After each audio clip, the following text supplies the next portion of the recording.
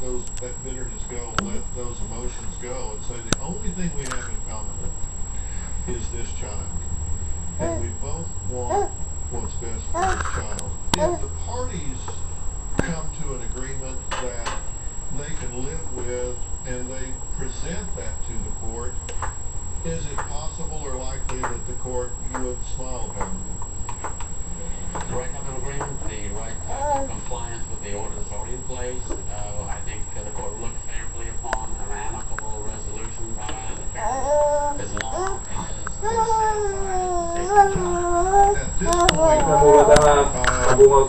Pon pa. DCF